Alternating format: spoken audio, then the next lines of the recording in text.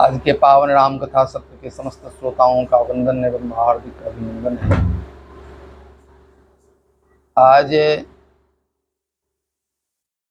हम सब जिस विषय की चर्चा सुनने जा रहे हैं वह विषय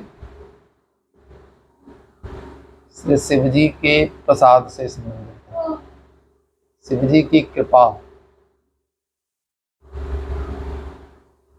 मानस की जिन पंक्तियों का आश्रय लेना है वह पंक्ति है, सुमिर शिवा शिव पाई पसाऊ,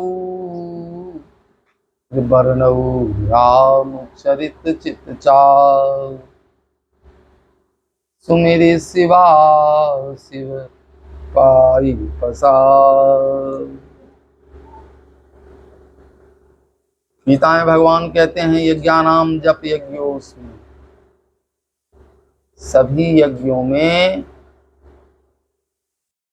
मैं जप यज्ञ हूं। और जप जब भगवान के ध्यान से संयुक्त होता है तो वह स्मरण कहलाता है। और स्मरण की इतनी बड़ी महिमा है कि स्मरण करने से भगवान सुलभ हो जाते हैं, प्राप्त हो जाते हैं। गीता के 8वें अध्याय के 14वें श्लोक में भगवान कृपा पूर्वक कहते हैं कि जो अनन्य चित्त से मेरा स्मरण करता है, अनन्य चेता सततम यो मां स्मरति नित्य सह। सुनहुतात मति मन चितलाई, ध्यान से सुनिए। अनन्य चेता, अनन्य चित्त से जो लगातार मेरा स्मरण करता है, नित्य सह, रोज, नियम से नियम नहीं टूटना चाहिए। तो इसका फल क्या होता है? तस्याहम सुलभः, तस्य अहम सुलभः, उसके लिए मैं सुलभ हो जाता हूँ, प्राप्त हो जाता हूँ। तस्याहम सुलभः पार्थ नित्य युक्तस्य योगिनः। नित्य भगवान से युक्त रहने वाले प्राणी को प्रभु प्राप्त हो जाते हैं और उन पर उनकी कृपा हो जाती है, उनका प्रसाद उस व्यक्ति को मिल जाता है। स्मरण की इतनी बड़ी महिमा।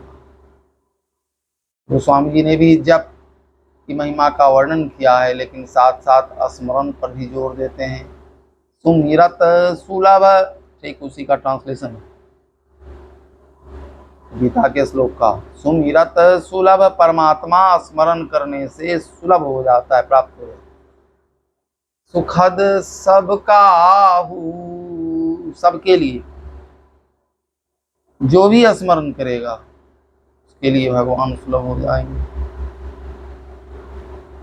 लोक लाभ परलोक निवाह, इसका फल क्या होगा? इस लोक में लाभ की प्राप्ति होगी, लोक भी सुखी होगा, लोक में, इस लोक में भी दुख नहीं होगा। और परलोक में भी भगवान निर्वाह करेंगे, मरणोपरांत मोक्ष की प्राप्ति होगी, सदगति होगी, भगवान के धाम की प्राप्ति हो जाएगी। लोक में लाभ हुआ, अब परलोक में भगवान के धाम की प्राप्ति हो गई। इतनी बड़ी महिमा है। इसलिए गोस्वामी जी कहते हैं कि मैं शिवा शिव का स्मरण कर रहा हूँ, भगवान शिव के साथ शिवा का स्मरण कर रहा हूँ, भगवान उमा एवं उमेश का स्मरण कर रहा हूँ।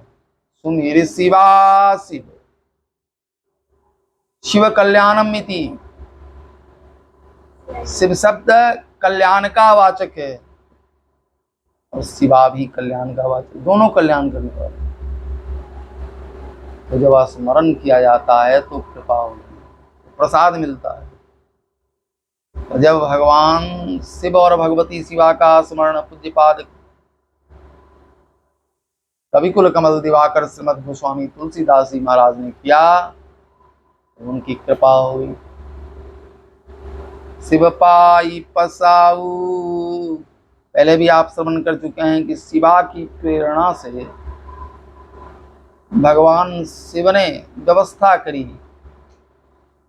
गोस्वामी जी के लिए भोजन की भी व्यवस्था, पढ़ने की व्यवस्था, दीक्षा की व्यवस्था, सारी व्यवस्थाएं दी। इसमें इन दोनों की महत्ता है। इसलिए गोस्वामी जी ने पहले ही कहा है कि भगवान उमेश मेरे अनुकूल हो जाए, जो उमा के ईश हैं सो उमेश मोहि परे अनुकूला। कौन अनुकूल हो जाए? उमेश, भगवान शिव मुझ पर कृपा करें। उसी पंक्ति को दोबारा दोहरा रहे हैं, सुमेरी शिवा शिव पाई बसाऊ, बरनऊ राम चरित चित चाऊ। और जब प्रसाद की प्राप्ति होगी, कृपा की, तो क्या होगा? भगवान के चरित्र का वर्णन करने में चाव आएगा, मन लगेगा।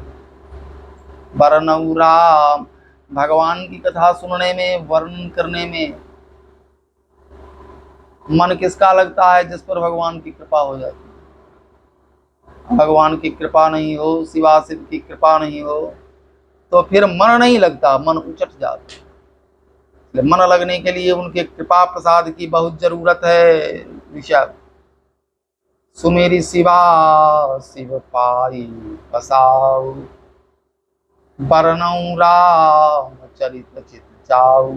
अब शिवा शिव के प्रसाद की आवश्यकता क्यों महसूस हो रही गोस्वामी जी को? क्यों कि इस प्रभु चरित्र के, श्री रामचरित मानस के मूल रचयिता भगवान शिव हैं। रचि महेश निज मानस राखा, पहले उन्होंने इसकी रचना की और इसके बाद किसको सुनाया? भगवती शिवा को, पार्वती को सुनाया। पाई सुसमऊ शिवास भाखा, ताते रामचरित मानस बर, धरऊ नाम यही धरखी हर। भगवान शिव ने प्रसन्न होकर इसका नाम रामचरित मानस। तो इसके मूल रचयिता कौन है? भगवान शिव हैं, शिवा को सुनाने वाले हैं, इसलिए उनके कृपा प्रसाद की जरूरत महसूस कर रहे हैं। सुमेरी शिवा शिव पाई बसाऊ। और जब कृपा प्रसाद मिला तो क्या हुआ? रामचरित का वर्णन शुरू हुआ। वर्णन रामचरित चित चाव, मन लगा के वर्णन शुरू हुआ। तन के बैठो आसन में, जितासनो जित श्वासो, मन तभी लगेगा, ये बहुत जरूरी है। तो शिवा शिव के कृपा प्रसाद की प्राप्ति जब हुई तो भगवान के चरित्र का वर्णन करने लगे और वर्णन करने में मन लगने लगा। वर्णऊ रामचरित चित चाऊ, कहते हैं कि मेरा मन लगे इस वर्णन करने में, चाव आवे, आनंद की अनुभूति हो, ऐसा कृपा प्रसाद मुझे चाहिए। और जब कृपा प्रसाद प्राप्त होगा तो क्या होगा?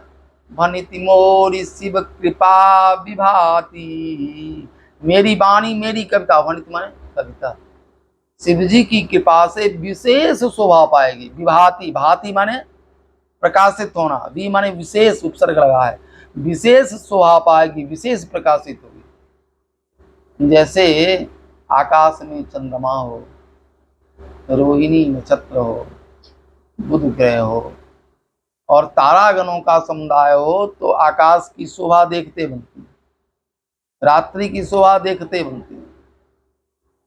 इसे तक कविता मेरी जो है ये रात्रि है, और रात्रि में बहुत से दोष हैं।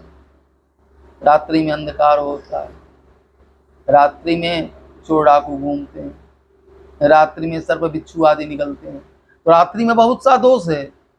गोस्वामी जी कहते हैं मेरी कविता रात्रि के समान है, इसमें बहुत से दोष हैं।